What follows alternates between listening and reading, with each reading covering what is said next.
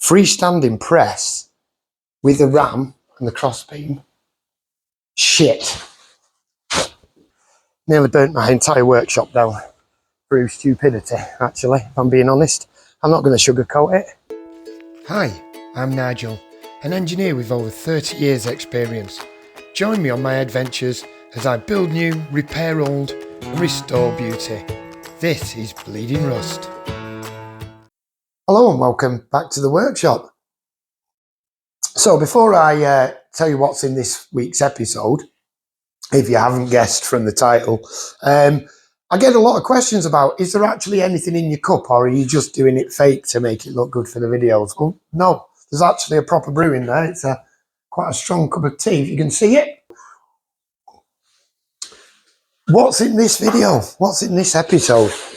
Well, it dawned on me while I've been editing previous videos. I usually start here in this part of my workshop, and it looks a bit of a mess. And I think it's time we did something with it. Now, if you watched episode 1, and I'll put one of them linky card things in the video up there for you to go and have a look at if you haven't seen it.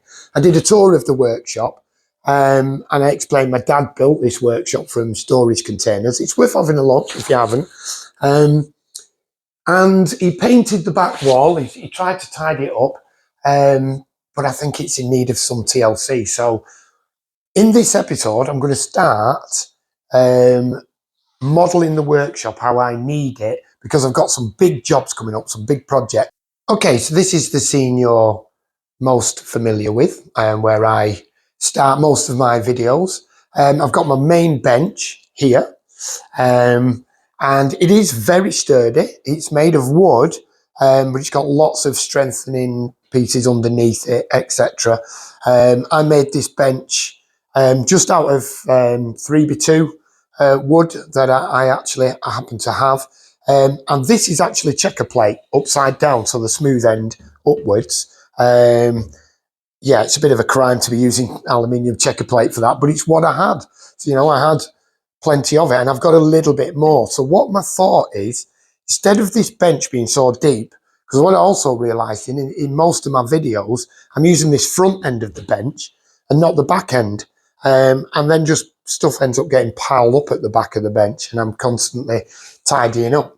So my thought is, if you have a look, this bench is actually made up of strips of this. So there's 3 separate pieces. And the reason for the aluminium is I can put my earth clamp, in fact it's clamped on there, not very, looks like it's about to drop off, but the earth clamp for my welder on there, on my plasma cutter, and I can put anything on the bench wherever it is and weld, because it'll earth. So it's nice to have a metal bench for welding on, and aluminium is great because the spatter doesn't stick to it. So what I thought I'd do is, I've got another strip like this, is remove this piece, so it's only those 2. So essentially halving the depth of this bench to there, and then moving the legs obviously in, so that the bench is only that that depth from that line there, and then using this piece and the extra piece that I've still got to extend this bench so it goes from one side all the way across, but that'll provide me with all this extra floor space there. When I pull this bench out to start altering it, I'm going to cut this shelf off. That's going to go. This is going to go. Clear all that out. While that's cleared out, I then want to paint this back wall and make it cleaner. There's lots of friends living in here. Look at the state of that cobweb up there. I'm not a big fan of spiders, or monsters as I call them. There's another monster's nest up there and another monster's nest there. Yeah, I'm not a massive fan. I'm not too worried by them, and they keep themselves to themselves. But I think it's time they were evicted, because the workshop looks a bit of a mess. So when I've cleared all this out, we're going to get that back wall painted. We're going to paint some of this steelwork, which never got painted. Bit of a funny story here with this corner, and I'm sure you've noticed and wondered, why is this little bit not painted on the back wall? So my dad, he was 83 when he would have been 83 now. He was 81 when he died, so 2 years ago. And things were getting a bit much for him. Now in this corner, when I took over the workshop, there was some really heavy steel. There's some steel tubing, there was some steel bars. It was really heavy stuff, and it was all in this corner, lent in that corner. I think what's happened is he's wanted to tidy the workshop up, so he's put some white paint on the walls and at the back to brighten it up. But he wasn't in a fit state to move that heavy steel in the corner, so he's painted around it. And since I've moved it, that's revealed the unpainted bit. So I don't know. I just find that quite funny.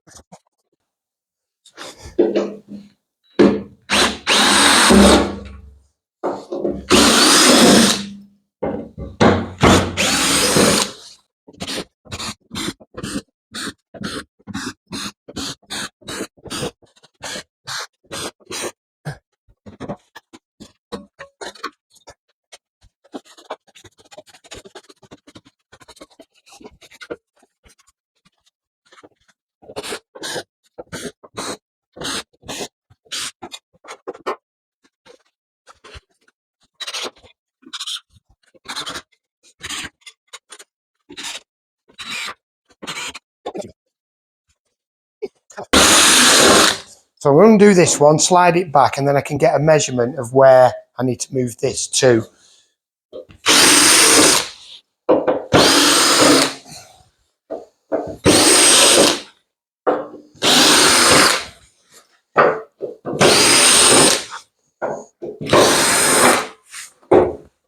If I turn it over, you'll see it's aluminium checker plate, and it's decent stuff as well. It's 6mm thick, so not the cheapest of materials, but it's all I've got at the moment. A piece of wood to the front to act as a temporary, oh, that's almost the right size, temporary leg. Stick a couple of screws in there to hold this leg up.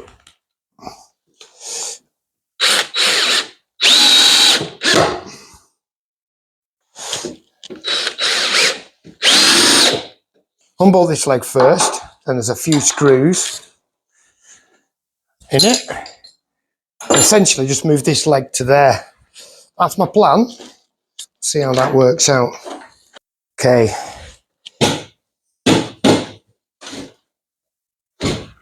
So this should fit there. New position for the leg. And it's 600, so let me see where that comes. Is this going to work?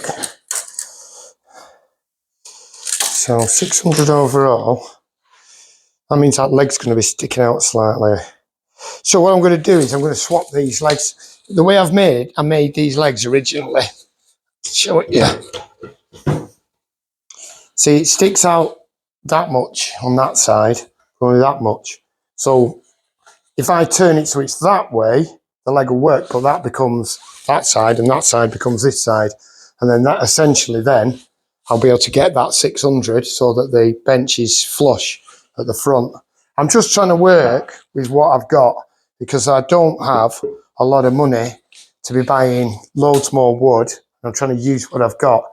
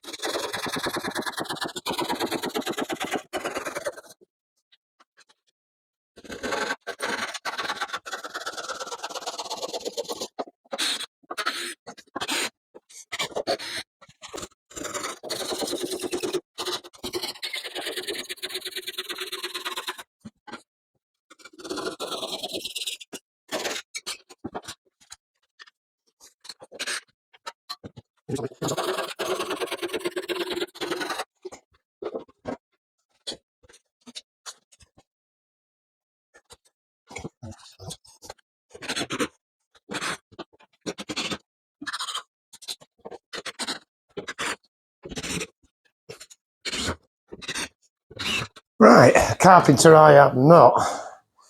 But that now, I think, still heavy. I think that, I'm probably put a cross piece across there to strengthen it. But that will go against that wall now. And then all I need to do is make another one to continue the bench.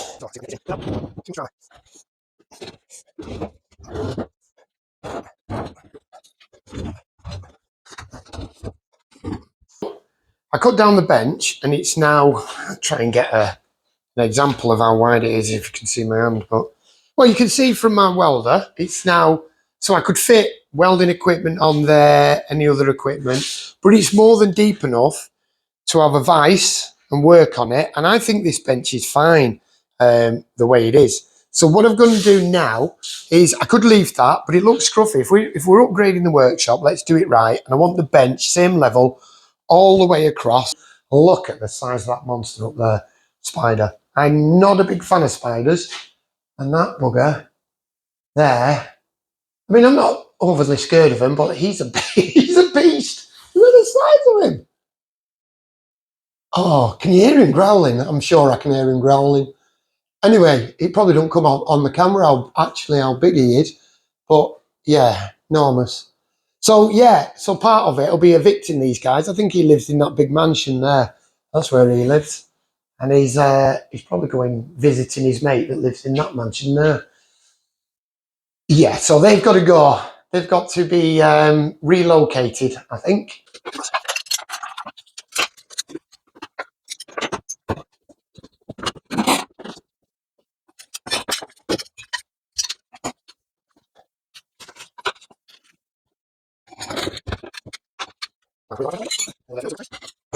So it looks like he's got a little weld. I think has he welded it there? Not sure. No, maybe not. It's definitely welded there. And then you've got these two legs. So if you can see here, that's where this frame is actually connected. It's welded to here. Now I'm not going to take them off because these are strengthening cross braces for the back wall. So I want to leave that in. But I do want to cut this. Now that's box section and I can see it's welded in there. So what I'm going to do is I'm going to cut it across here. Now to get the grinder in there is going to be difficult. So I'm going to use the gas and cut that off. Now I'm looking very cool, as you can see, with my shades. The reason I'm wearing these are safety glasses. They're over glasses that go over your normal glasses because I am a glasses wearer. And the tint, it just helps you see where you're cutting because it can be quite bright, especially when it starts going molten. It helps you see where you're cutting. Now, the light isn't harmful from gas. It's just normal light. It isn't UV like with welding and with plasma. So these tinted glasses, and they do have UV protection. These are actually good for plasma cutting and certainly for gas cutting. But for welding, you need proper welding lenses, just, you know, because the light from welding, the UV light, is so extreme that literally within seconds you can burn the retinas on your eyes. And believe me, it's happened to me once before, and it's painful.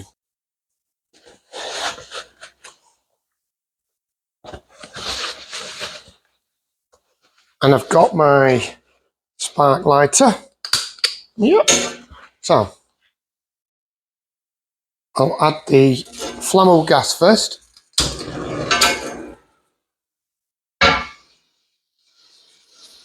And the oxygen.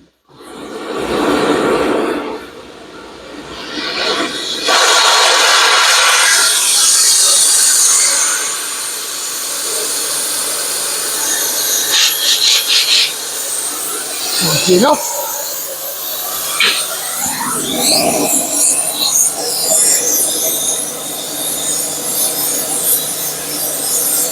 Gotta wait for the smell to warm up first before you add the oxygen. It can take a while. Oxyacetylene a lot quicker.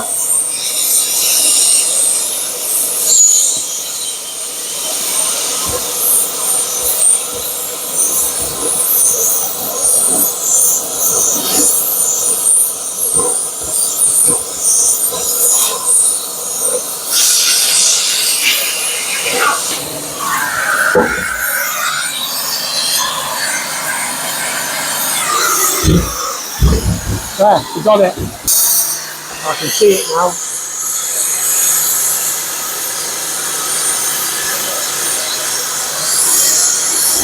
There we go. You might have seen me, it's still glowing actually. There it is. That's now I cut a strip off, cutting that way. So I've cut through that entire thickness if you think about it. That bit allowed me to get to the weld. I don't know if you can see, it's a bit hard with the light. Yeah, just there, and that is warm. Just there was where it was welded to this wall.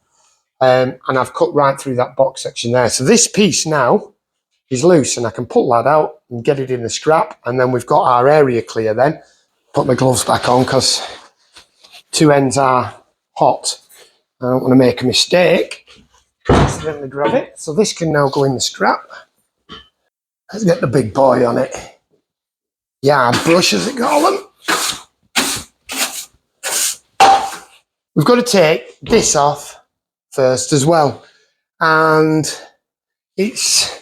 looks like it's just a couple of stitch welds to this beam with this angle line here, but then he's welded it on there, and I'm not sure. Do you know what it looks like? There's just a weld there. Well, there, I think that might snap off. Oh, it's going.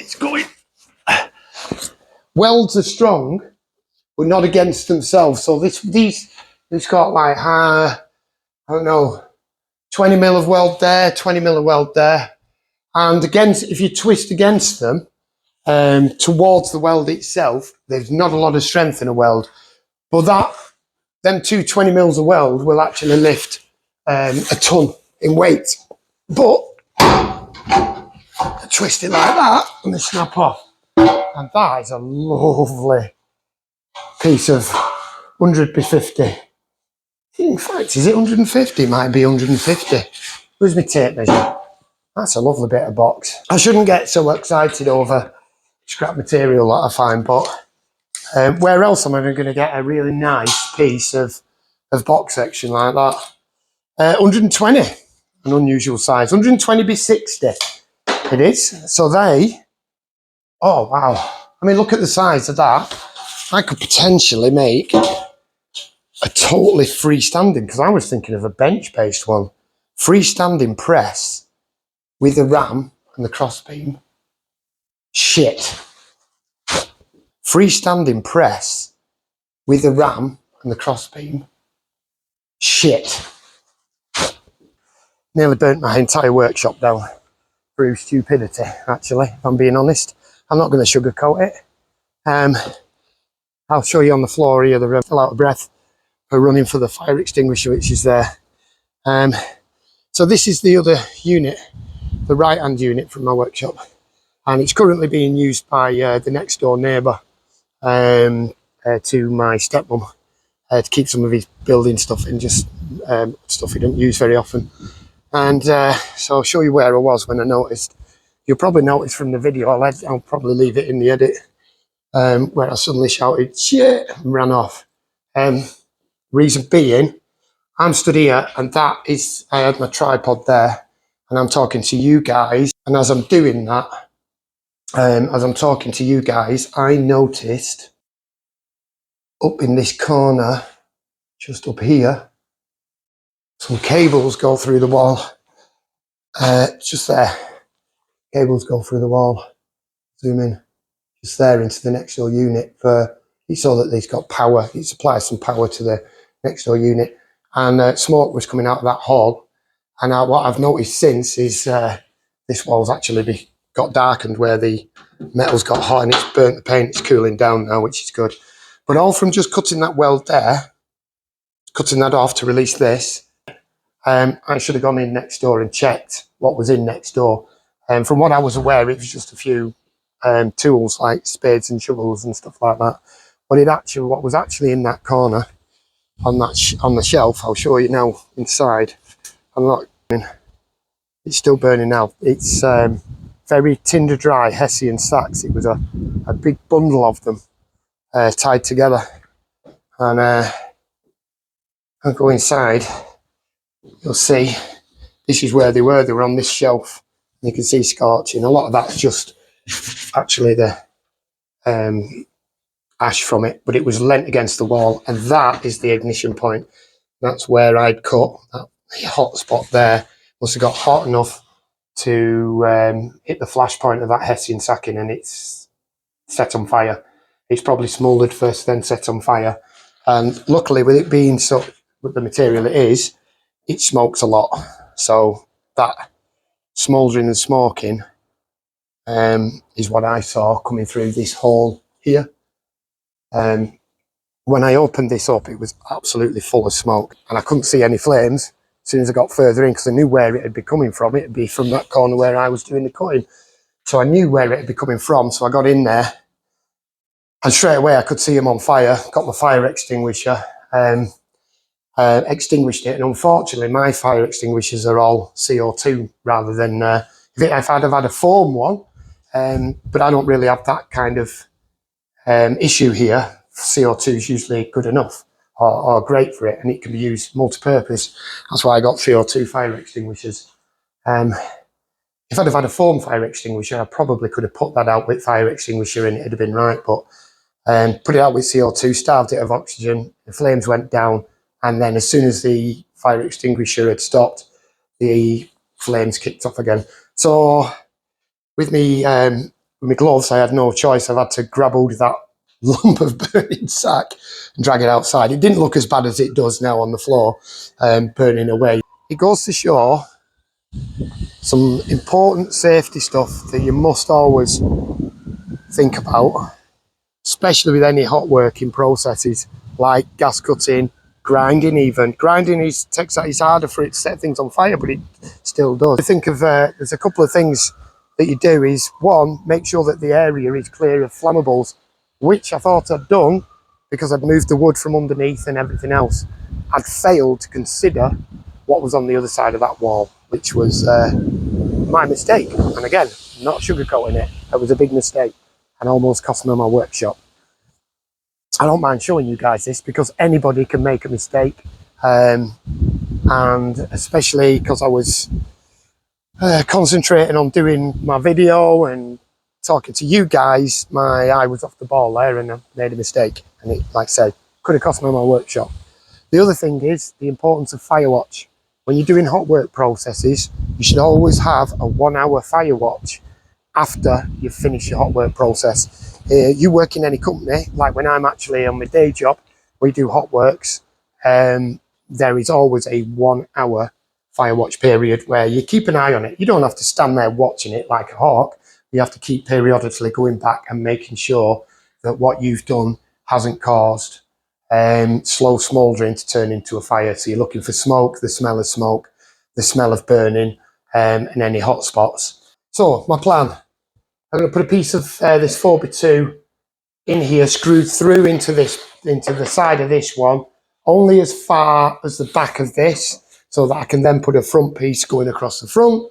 I want another one going across the back, and that'll form the main frame. I'll put a few cross pieces in, and then if it's screwed into this, I'll probably make the frame and then screw it into there. Two legs at this end that will support this end, screwed into there, cross pieces in, the aluminium on the top, and essentially, apart from the seam, which I could potentially weld up if I want to, but I don't see the need. With the part, so apart from the seam, it'll be a one continuous bench all the way across the back with a nice aluminium top on that I can use for welding and grinding and all sorts.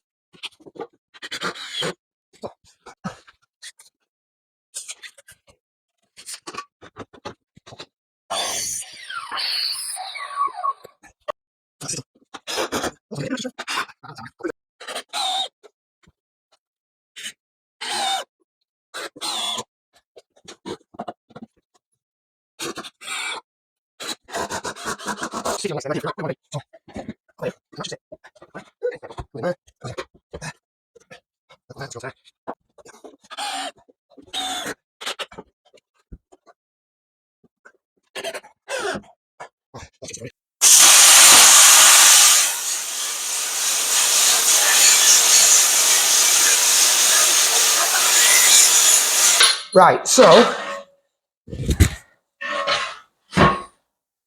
I think this will be the front, potentially.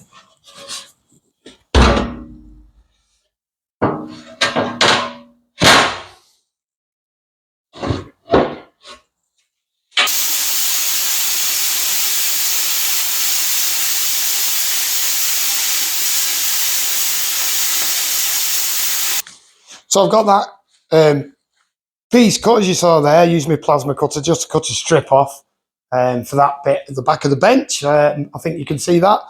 I'm just going to drill and countersink a few holes in this plate just to hold it down solid to bench. The piece that I had already had holes and countersunk from the original bench. That's I've already put a few screws in that.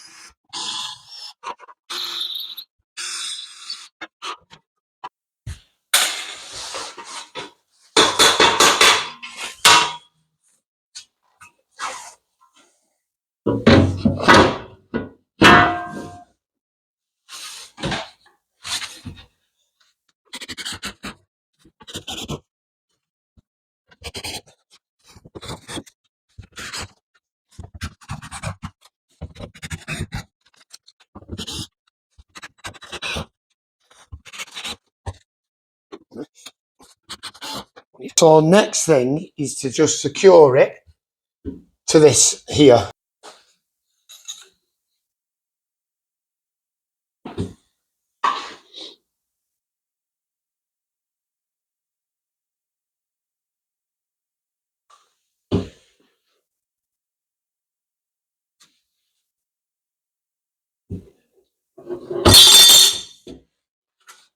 So that should be long enough. Cut it to length the other way so that it's, because it's a bit long that way. That way up. That should be more than enough. Get it square.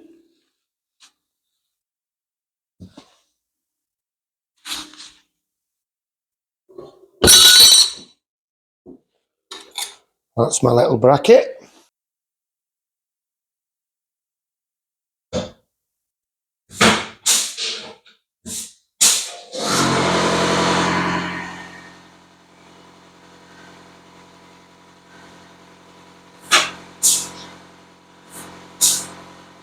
I'm really happy with the bench. It's absolutely solid, as you can see. I'm proper yanking on that. So I got them tabs on the back, which are just riveted onto these old angle iron beams. There's a bigger gap at the back of this bench here than there is on this side, simply because this is wider angle iron than it is there. And I think my dad, when he built the workshop, he just used basically whatever he had at hand and what was spare. But I want to make this look a bit tidier now, so I'm going to have a quick sweep on the floor, sweep up, sweep the top of the bench off. There's still the ugly, we got rid of the cobwebs in this side, but there's still some ugly ones on that side and on the wall. I'm going to give the whole wall a good sweeping with the sweeping brush. And then I think just a lick of paint. I've found some of this green that my dad had. Hopefully there's enough of that green paint just to paint this beam here and that, them corners, like that one already is on that side. That's already there. So I think I might as well carry on that theme. Paint the steel green. Then I've got some white paint. We're going to paint this back wall and just brighten things up a bit. In the future, when I do this bench, I'll paint all that wall on that side when I do the bench on that side. For now, let's get this done. And it'll be a much nicer background when I'm introducing my videos. I've got a nice long bench to work on. And like I said, I think I'm going to move welding to that side simply because when you're grinding, sparks go that way. They go off to the right. So this will be my bench for doing stuff like that, grinding, cutting, everything on that side and welding on that side. And then my drills and everything on that side. So I'm really pleased with the way things are coming. So let's get that sweeping brush out, get rid of them ugly cobwebs, have a clean up, and then we'll get some paint. Let's give this a lick of paint to make it look pretty.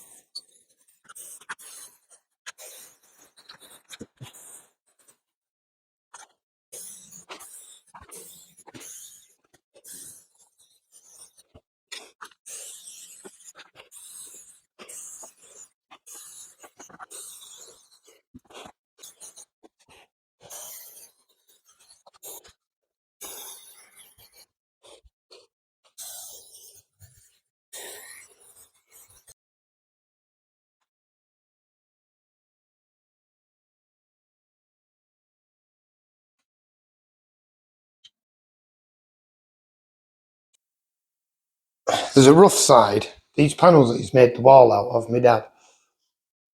There's a rough side and a smooth side. And they were like flooring panels, really thick, really strong, mainly made of like composite plastics. It's just what I think he got a job lot of it and used it as the walls, he's used it in the doors as well. Really good stuff, really strong stuff. But there's like a non-slip side, which was the flooring side, and a smooth side, and he's done it like the bottom's non-slip side this way, the middle's smooth side this way, and the top's non-slip in the three panels. So yeah. I think my OCD, I think with that, I have selective OCD. I think where I'm not going to the extent of masking all this off to paint it because it's just a workshop, as I said. But at the same time, that really bugs me. There's a rough side, then a smooth side, then a rough side. I don't know. Is that just me? Is anybody else like that? Does it bug anybody else that there's, would it annoy you? Or, I mean, I'm going to live with it, as I'm not going to the extent of trying to unbolt these panels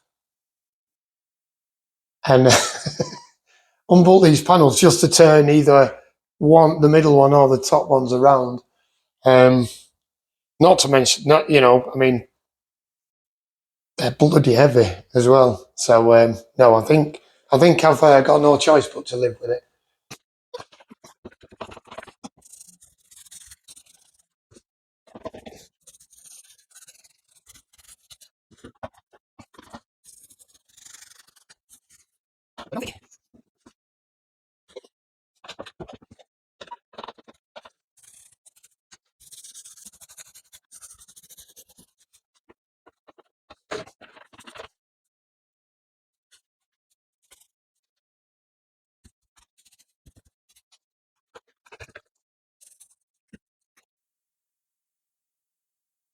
Well, I think that's it for this episode. It's raining outside, so if it gets noisy, it's a tin roof and it does tend to. I'm really happy with the way it's turned out. I think I've done the right thing cutting that bench in half and having it all the way along the back. It's absolutely solid with them brackets holding it against the frame of the wall at the back there, riveted on. Don't intend on moving this bench. It's not one that needs to be moved. So fixing it was, I think it's a good idea. It gives me some solid work base. Welding's moved to that side because I don't want grinder sparks or dust when I'm grinding and sanding going all over the welding equipment, which was on that side. So now my vise is here. I think it works. The whole setup is far more efficient and works better. And it just looks so much nicer with the white walls and painting them rusty beams and them cobwebs gone.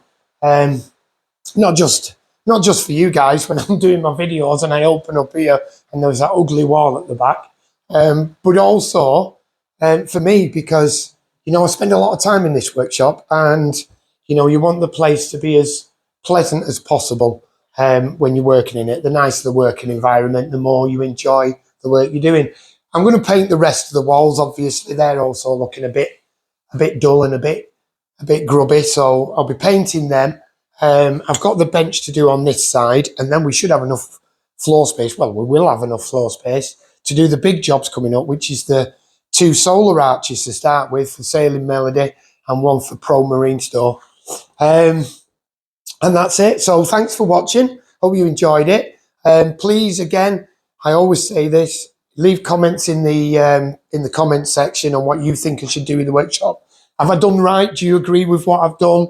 Having the welding on that side, have you got any ideas? Maybe should I have some shelves up here? I'm trying to stay away from that because I like how open this is.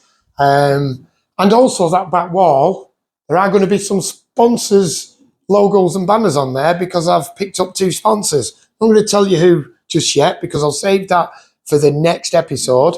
Exciting, we've got an unboxing of a new tool that's coming. It's due tomorrow.